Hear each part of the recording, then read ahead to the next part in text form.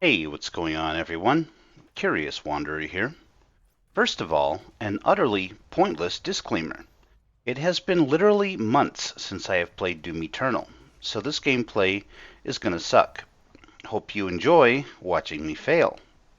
Also, this will probably be a fairly short video, and what I have to say might have been better as a multi-tweet thread on Twitter. But I am on a prolonged Twitter break, and I want to upload something. With that out of the way, let's get to the main topic. Why do trans activists try so hard to claim already established characters, specifically in Japanese entertainment, for themselves?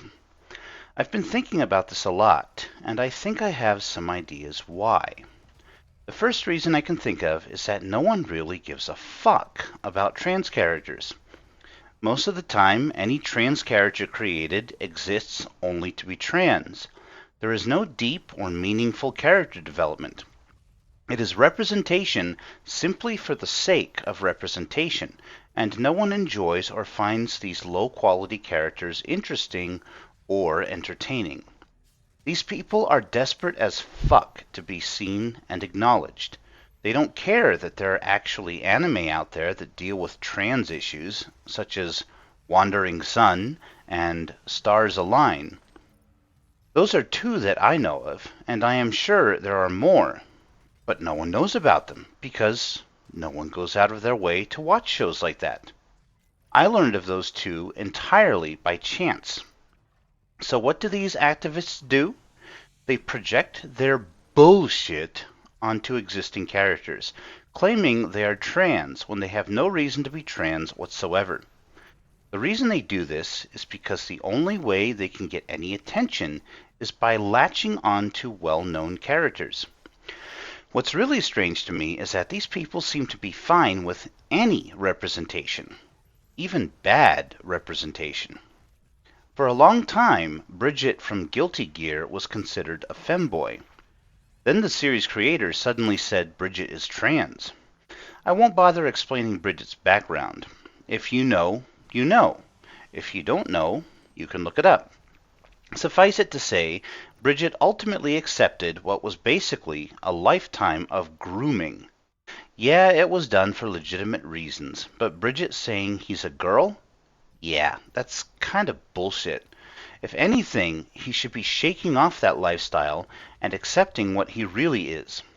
They got Bridget because the series creator caved, but they are also trying to claim other characters, like Yamato from One Piece, Naoto from Persona 4, and Astolfo from the Fate franchise.